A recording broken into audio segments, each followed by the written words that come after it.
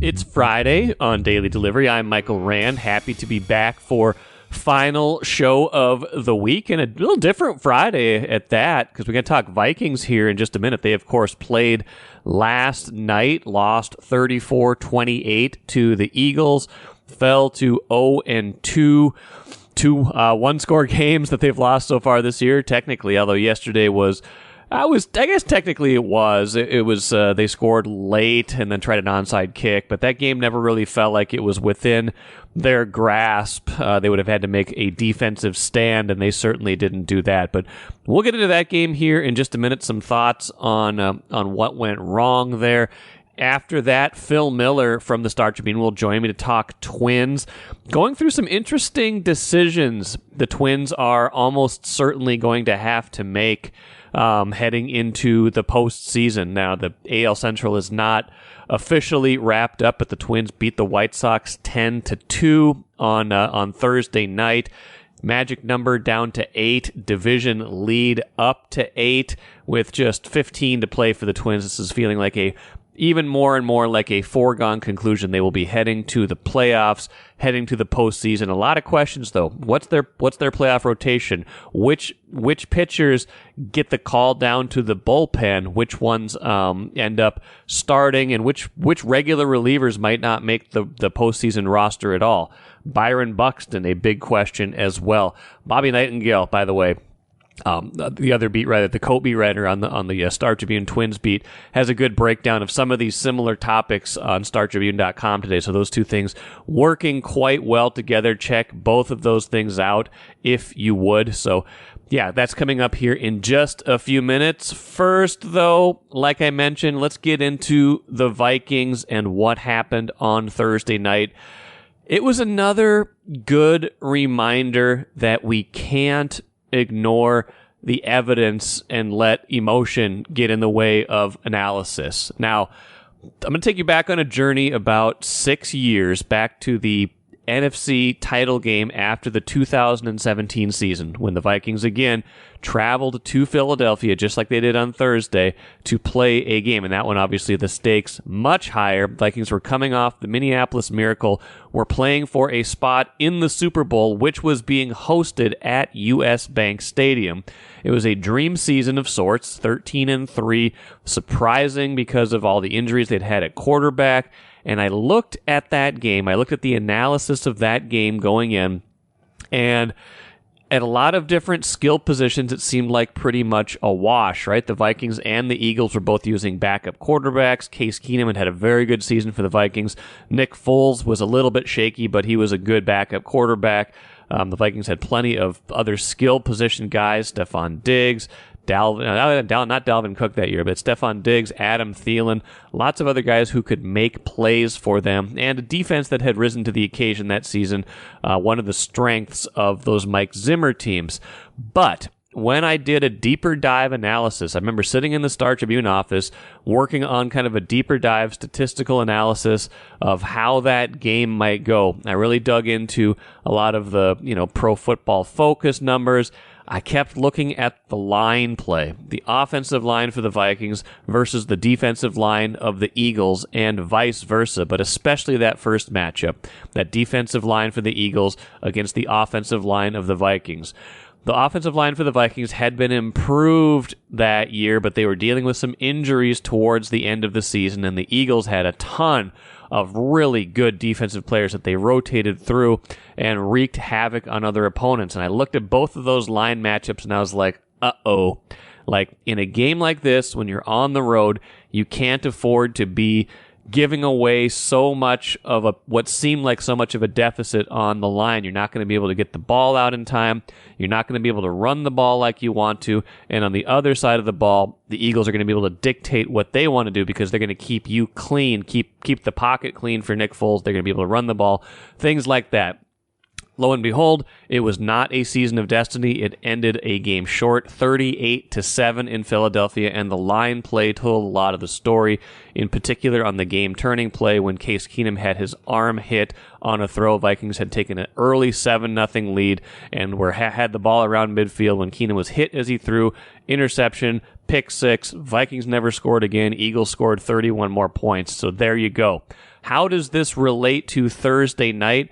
Almost entirely different set of players, but the same story. The line play, even though the Vikings have tried to improve there, even though they've invested vast amounts of resources into the offensive line since that fateful game, drafting Brian O'Neill, drafting Christian Darrisaw, who did not play in that game, drafting Garrett Bradbury, drafting Ezra Cleveland, drafting Ed Ingram. Their entire projected offensive line this year were all number 1 or number 2 round draft picks in each of the past 5 drafts. And now you look at them and they've been okay, especially those tackles. The tackles are good, but the interior of the line still a big question. And it looked like the Eagles, especially with Bradbury and Darrisaw out for the game, had a huge advantage there. And on the other side of the ball, it sure looked like the Vikings' kind of inexperienced and maybe kind of rather ordinary front was going to have a hard time stopping the Eagles, particularly in the running game. And that is exactly what happened in this game. Now, the fumbles told a huge part of the story again. That's a huge concern. I'll get to that in a minute. But the line play on both sides, the trenches right now, are not going the Vikings' way. They couldn't run the ball against Tampa Bay. They couldn't run it against the Eagles, and they couldn't stop it against a very good Eagles running team. What we got to find out the rest of the way here is if these were 2 bad matchups for especially the Vikings offensive line and that they might get a run game going at some point here. They've tried to invest in it in the offseason, signed Josh Oliver, went to a different style of running game with Alexander Mattison instead of Dalvin Cook. It seems like wishful thinking at this point because they have not gotten anything going in the running game in either of those 2 games. And on the other side of the ball, the Eagles ran for like 259 yards. Really let them take control of the game with some really long drives, kept the Vikings off the field. And like I said, when the Vikings were on the field, they were too often being careless with the ball. That's 7 turnovers in the season, only 1 takeaway. All 4 of them on Thursday night were fumbles. You had the punt return fumble early. You had Alexander Mattison putting it on the ground, the huge crushing one. Bad things are happening right by the goal line at the end of the first half. Last week it was the interception that KJ Osborne could have had, but it was kind of behind him. This week it was Justin Jefferson fumbling at like the half-yard line right before halftime. Vikings could have gone in with perhaps a lead 14-10 or at worst 14-13. Instead, they're down 13-7 at the break. Philadelphia scores twice quick in the second half, once because Oli Udoh, backup tackle, lets pressure get in. It's a strip sack, and very soon after that, the Eagles are in the end zone. So line play, backup line, and here's the thing too. Malpractice with how they went about building the offensive line this year. It was, from the jump, we knew this was a deficiency to a degree last season. They went with continuity. They didn't get enough depth, I don't think, or not enough quality depth, to the point that we looked at it and said, okay, if they have 2 starters out, it felt like they didn't have a chance at all against the against the Eagles. Now, to their credit, they did get back up. They rallied. They got to within 27-21 with about 5 minutes left, to the point where if you could muster 1 defensive stop, you would get the ball back with a chance to potentially win. And instead, of course, the Eagles ran the ball, and got it into the end zone.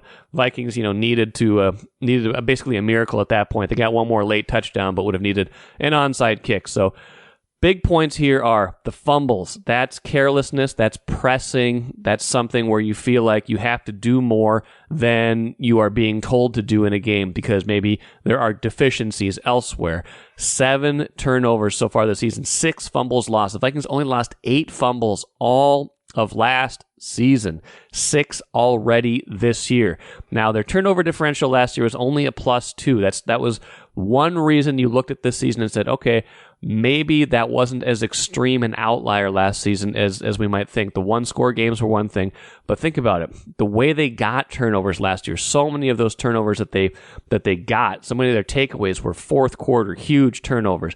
That was not sustainable. So you think about the timeliness of turnovers, two huge ones so far this year that have dictated how games have gone. That interception at the goal line last week, the fumble at the goal line this week.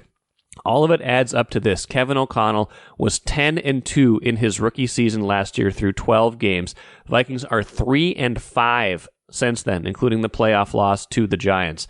That's going in the wrong direction. I don't know where the rest of this season is going, but I don't feel good about it right now. I just look at this team right now and I say there are a lot of ways to beat the Vikings on the line, in the secondary, a lot of different ways to beat this Vikings team, and they cannot simply afford to beat themselves.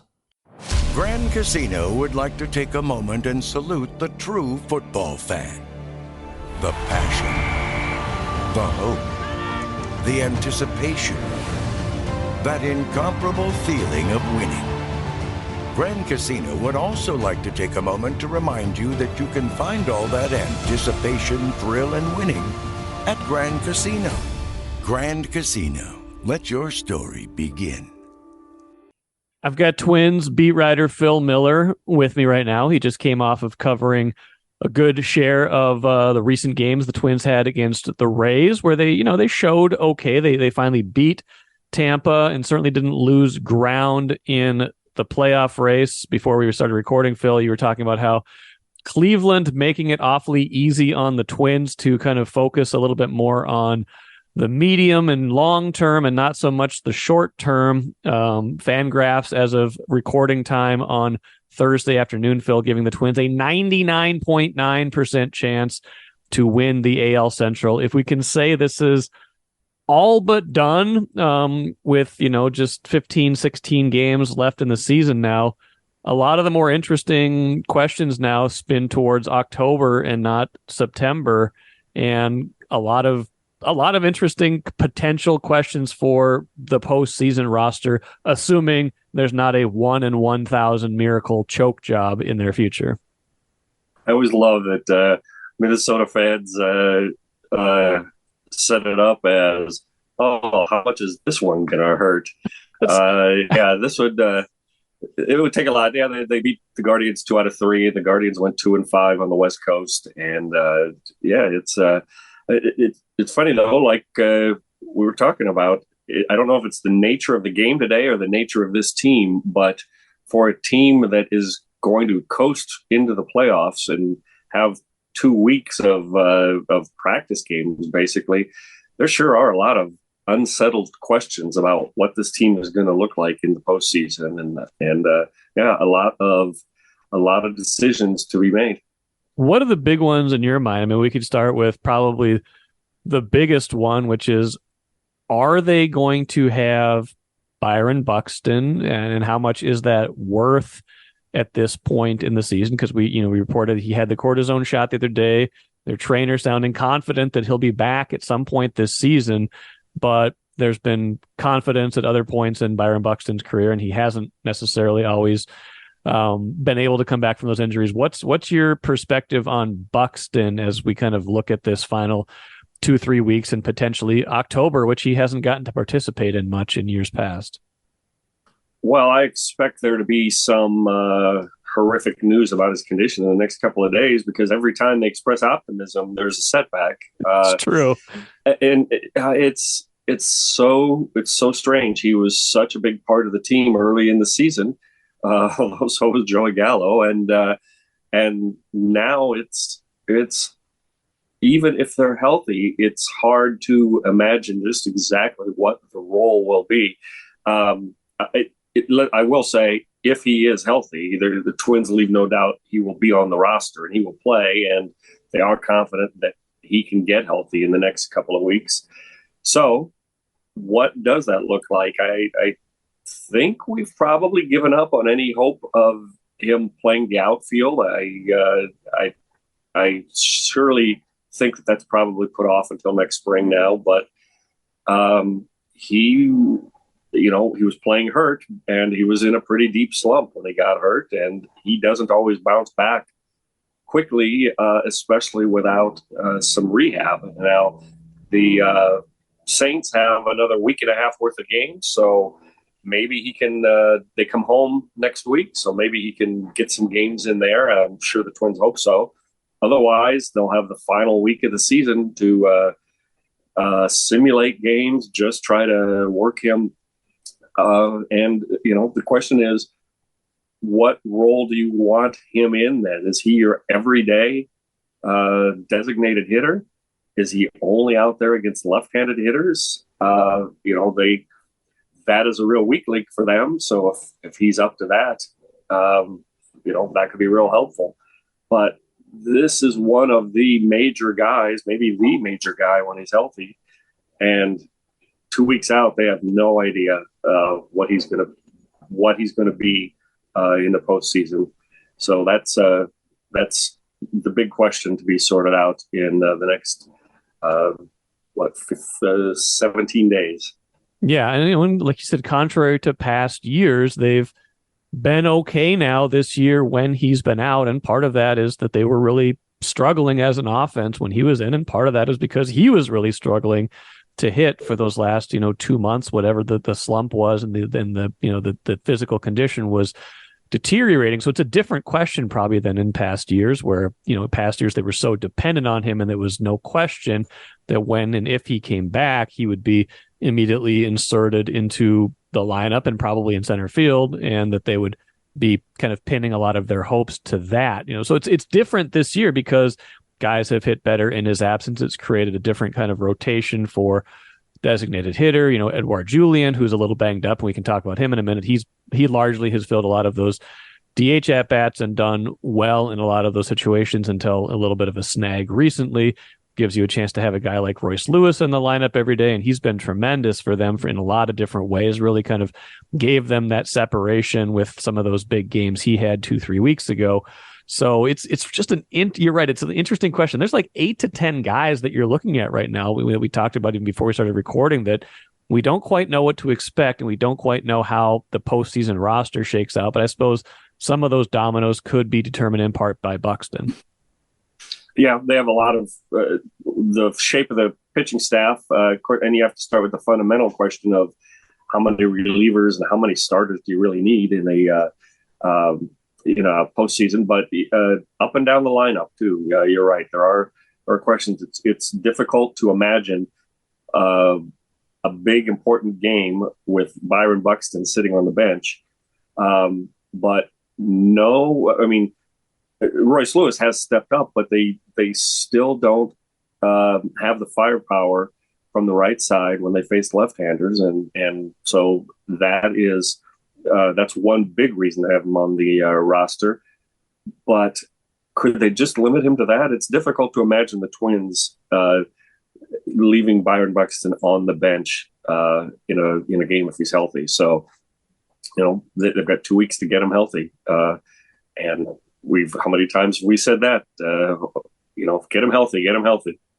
Joey Gallo, another interesting one. He's on the injured list right now, had been in a pretty massive slump before that, kind of like Buxton. You referenced it. I mean, we tend to forget because it's been bad for a while, but he had a lot of good big games for them in April and May. They were at least frequent enough that he stayed in the lineup. If he's healthy, what's his role potentially in the postseason, or is there one? Well, he's healthy. I watched him take ground balls at first base and run the bases. I think he is only slightly injured. I think it was a sort of a wink, give him a couple of weeks off injury. You don't want him in the lineup every day anymore. I don't think they pinch hit for him the first chance they get when he's there against right-handers. It's such an odd. He's such a unique player in every way, and it's been such an odd season. Until a couple of days ago, he led the team in home runs, and now we're talking about, is he going to be left off the postseason roster? I imagine he is. Now that Willie Castro is healthy, with Nick Gordon potentially being healthy, if you sit down and say who might be more useful in extra innings of a playoff game, what could Joey Gallo give us versus Nick Gordon? Nick could pinch run. He could give him flexibility if they pinch hit for some infielders.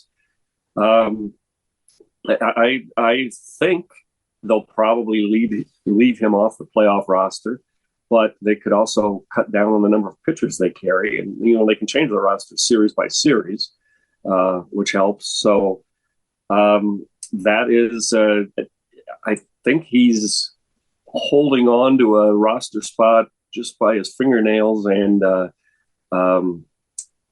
I can see that they might say, what if we just need we're down 3 in the bottom of the 9th and get a couple of guys on base? Would we take a shot? But he has been so terrible in the second half of the season. He literally did not hit the ball out of the infield for 3 weeks. They keep him around, so there must be some thinking behind it. But the one thing that I will say is that these 2 weeks give them a chance to put him in the lineup again, and see if he can rev up again to his how he looked in April, because he was arguably the MVP of the team outside of the pitchers the first 6 weeks of the season. Maybe Kirilloff's health has something to do with this as well, but it does seem to me like Wallner has become the kind of hitter they wanted Joey Gallo to be, right? I mean, that's kind of it. He's a little bit all or nothing, but he gets on base a fair amount, and when he hits it a long way, and that's kind of Joey Gallo's game. But Wallner does it to an acceptable level, right? Yes. His slumps are he goes a couple of days without getting a hit. Joey's have been he goes 6 weeks without getting a hit, and that's a problem. Yeah, and he just looks so lost at the plate. It's such a strange phenomenon that it just makes you wonder, because when he taps into his talent, he's the better player. He's been an all-star twice. It's just been such a crazy year. I see why teams sign him, and I see why teams cut him loose, because I've never seen more of a hot and cold player than this. But you have to think about what wins games. I had an interesting talk with Derek Falvey the other day about playoff rosters. And of course, he's not committing to anything and not really giving away many secrets, but he does say they have a lot of research. It's all pretty public. It's out there of what wins playoff games, what statistics correlate with winning. Yeah. And in the playoffs, there's no statistic like home runs for winning games. And he can do that sometimes. So that I do think that's why they are keeping him around. Michael A. Taylor seems like he's progressing and will be a part of this mix. And he's been a pretty big part of this team, let's be honest. I mean, they would be in a much different place, given how Buxton's year has gone, if they had not made that acquisition of Taylor, and had he not had the kind of year. I mean, he's not a great hitter, but he's had some timely hits and certainly a very good center fielder. That I'm assuming he's healthy, he's one of those kind of core players where there's no doubt, and he's probably in the lineup most of the time in the postseason. You definitely put guys like Correa, Kepler, Polanco, Lewis in those definitely playing if healthy categories. But aside from that, and a catcher, probably Jeffers, there's not a lot of those guys where you're definitely saying, yep, that guy's 100% in the lineup. Yeah, I mean, what would their season look like? It looked like last year, when they were running the Ref Snyders and Contrerases and Celestinos through center field, and kind of fell apart at the position.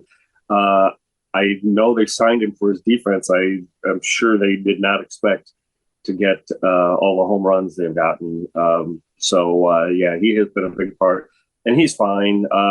He is ready to play now. He'll play this weekend, and he's just going to use the next 2 weeks to ramp up. He also has a lot of playoff experience. He had a huge hit in the Nationals wild card game on their way to the World Championship 4 years ago. So, there's no question he's around, and he'll be in the lineup. And having Willie Castro back, and another Gordon or Gallo on the roster gives them a chance to hit for him against right-handers late in games if they don't like the matchup. But I don't think there's much question that Michael A. Taylor is on the roster. Let's talk pitching for a little bit before we go. Maybe we can start with what do you think is? I think it's pretty obvious that games 1 and 2 are Pablo Lopez and Sonny Gray. I would be shocked if it wasn't that. You could maybe quibble about what order they go in, but it seems like it's tracking that it would be Lopez and then Gray, and I think I like that order a little bit better because I feel like Lopez has a better chance to work deeper into a game, that he's maybe more of your kind of bulldog ace, could give you 6 or 7, and then that sets you up for games 2 and 3 to not be bullpen depleted so much. But Gray's had a very good year, been very effective, and will battle. What then do you think is, if they get to this point, and that would require winning one of those games, which has not come easily in Twins history, if you got to a game 3 in a wild card round, a do or die game 3, what do you think is the pitching plan in game 3? Yeah, winning a game does not come easy in Twins history is a funny understatement. Yeah, will it be weird if they have a parade after their first win? That's one thing you have to ask. The third game will be interesting. The default question is Joe Ryan, and he's kind of the assumption, although he has been shaky down the stretch. It's interesting to me that they are bringing back Bailey Ober this weekend, and he's going to start Friday night. And they gave him essentially 3 weeks of rest. A couple of them, a week and a half of that completely rested, and a little bit on either side of that to while he wasn't pitching very well here, and then ramping him up. He's a guy who, when he first got here in April and May, was at times with the other guys, maybe the best pitcher on the team. I don't know if they would give him a start in a deciding game, but he's got 2 weeks to show that that's a good idea, and he's got the confidence for that. I'll give you that. Joe Ryan a couple of times has looked kind of like, I'm not sure what's going wrong here. Maybe they would start one and have the other ready, and you'll have a really quick hook in the playoffs. But I would not count out Bailey Ober for the start in game 3. I think these next 2 weeks, and they've got time to get him 3 starts, is really important to whether he's on the postseason roster at all, for one thing. If he's not going to start or piggyback with Ryan, I could see them leaving him off completely. But he could step into a game 3 role. I wouldn't count that out. Yeah, I think it's fascinating. And I think Dallas Keuchel has been a nice story. He's given them some good starts and some not so good starts. He got hit pretty hard by the Rays. That was a game I was at on Wednesday, and got knocked around pretty good by the Phillies, certainly, and maybe by the Rangers one time, although he pitched okay against the Rangers another time. I think that was maybe in relief. But he doesn't – I don't look at Dallas Keuchel and see a guy who has playoff roster written all over him, although he certainly has big game experience. Kenta Maeda is an interesting one. Chris Paddock is an interesting arm. Louis Varland. How do you think all those guys fit into the mix pitching-wise? Well, it could be a completely different bullpen when we get to the postseason. The Josh Winders and Cole Sands and Cody Funderburks and those guys have gotten them to this point, and thanks very much. But they probably Chris Paddock is confident he can help. I'll tell you, you say Dallas Keuchel doesn't look like a playoff guy. Dallas Keuchel is the most confident pitcher in the clubhouse. He really, really thinks that when he's on, he can help a lot. And they don't have left-handers, an abundance of left-handers around. There's been a lot of talk in the press box about, is there a role for Dallas Keuchel in the postseason? Your instinct is no, and you're right. His track record is good against bad teams, and his tough starts the past month and a half have been against good teams, and that kind of sorts itself out pretty quickly in the postseason. He's an interesting case. I guess he's probably not on the postseason roster, but he has more experience at it than anyone else. He's won a world championship. So that's an open question, but you're right. The Chris Paddocks, Kenta Maeda, Louis Varland. I think Louis Varland has cemented himself now on the postseason roster in the bullpen. It could be a completely different bullpen. Brock Stewart is racing to come back. That would be a big help, although, it's been 3 months, so you can't be sure what you're going to get from him. But there could be an entire another starting rotation in the Twins bullpen during the playoffs, because you really only need 3, or in a best of 7, if they would make it that far, maybe 4 starters. So they've got all these arms that they trust more than their middle relief, the Dylan Floro and Cody Funderburk and those guys. I think the pitching staff will definitely be completely different from what got them there. It's kind of like, maybe that's our final point. I can't remember the Twins having a less settled postseason roster. And again, it's not 100% set in stone, but this is very likely going to happen. And they have so many things, unsettled with 16, 15, basically 2 weeks left in the season. The playoffs, I believe that series starts at Target Field October 3rd. Like, so many things up in the air for a team that, was a game under 500 at the break and has at least played well enough to create some distance now between themselves and the rest of a bad AL Central. A team that seems like it's ascending, at least to a degree, even if they're not, on fire right now. I feel like they've at least created a better identity for themselves in the second half of the year and hit a little bit more. But so many roster questions feels foreign to me. It really does. The starting lineup has looked different every single day of the season. So I guess it'd be too much to expect the lineup to suddenly be stable in the postseason. But injuries and the team has been transformed. This team looks nothing like the team that broke camp from Fort Myers. Wallner and Julian are part of the everyday guys now. Willie Castro was in the lineup more often than not. Donovan Solano is an everyday regular. So you're right, and there are a lot of questions. Is Edward Julian, who's clearly on the field, not 100% healthy? Do they shut him down for a couple of weeks or a week to give him some time? Carlos Correa, is he? Obviously he's going to be in the lineup in the postseason, but they want to make sure that he's 100% healthy. 26 spots on that roster, and you can make a case for 33, 34 guys. It will be interesting.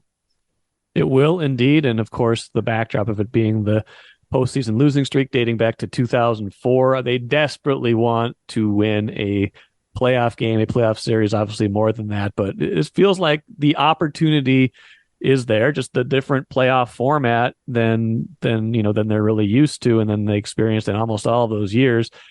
Gives the division winners at least a little bit more of an upper hand. They probably won't be getting one of those 2 byes, but they do get the last of the wild cards, which will be a good team, but all those games will be at Target Field. There's no reason this shouldn't be a competitive series that at least goes down to a game 3. But they'll be underdogs in every game, so you have to kind of temper your expectations a little bit. They do it probably does help them if the wild card race comes down to the last day, that teams will have to expend their best pitching just to get there, while the Twins can start setting their lineup and rotation now. But I mean, it's there were only 6 games above 500, so I know. It's been they have a chance. The Phillies made the World Series last year, but they're going to be underdogs in whatever series it winds up being, even though it'll be all at home. Yeah, well, it'll be a fun final 2 weeks to watch. Not even so much because there's a lot of drama left in their division, but you're right, watching who their opponent might be and watching how all of these roster decisions sort themselves out. That will be a lot of the intrigue in these last days of September. Phil, appreciate it as always. We will talk to you again soon. Thanks, Mike. Good stuff from Phil Miller, as usual, and good reminder that there's plenty to watch down the stretch here. A lot of really interesting decisions. Like Phil and I said, I can't remember a time when the Twins have been in the playoffs and had such an unsettled feeling going into the postseason in terms of their roster. Not necessarily a bad thing. I think they have a lot of good choices to make, especially with the pitching staff, a lot of willing and able participants. It's just going to be interesting to see how that all sorts itself out down the stretch. Speaking of down the stretch, let's finish with the cooler. It always seems to me that either the Twins or the Vikings in September find a way to take the heat off of the other. If one of them is struggling, then the other one seems like it has taken the focus off of them and we can put our attention into them. I wonder if that's going to happen again right now with the Twins seemingly destined to win this AL Central and heading into the postseason, at least playing for the next few weeks at least. And, I don't know how long that series, how long the run will last, but at least having a playoff series to gear up for. This season is certainly going to be extended and has meaning right now. The Vikings, on the other hand, don't play again for a week and a half now, get a chance to regroup. But that season, kind of not on the brink right now, but on the precipice. Only 10% of teams in the last, I think, 50 or so years in the NFL have made the playoffs after starting the season 0-2. Now, a little bit easier now because there's 7 playoff teams and there's 17 games, so a little bit more forgiveness in terms of coming back from that. I still feel like if they could get themselves right, could stop turning the ball over, get this offense into high gear, maybe they're going to be okay, but maybe they can kind of hide in the shadows for 3 or 4 weeks while the Twins take over the spotlight. Maybe by the time they are ready to reemerge, things will look a little bit different, but not, in my estimation, if they can't figure out this line deficiency. That will do it for today. Like I said, I think earlier this week, special edition coming up on Monday. Won't be Royce on Monday. He's traveling. I'm traveling to different destinations. I will be in North Carolina this weekend for Gophers, North Carolina. Group of friends of mine and I will be there. I'm going to record a podcast with them. It's going to be tons of fun. We're going to talk about the Gophers, probably talk a little bit about this Vikings game with them as well, because all of them have some Vikings history in their backgrounds. But expect the Monday podcast to come off of our trip to North Carolina and our experiences and that game for the Gophers. 2:30 Central Time kickoff, 3:30 if you happen to be traveling for it. That should be a lot of fun. Until then, thanks so much for joining me. I'm Michael Rand, back at it again on Monday.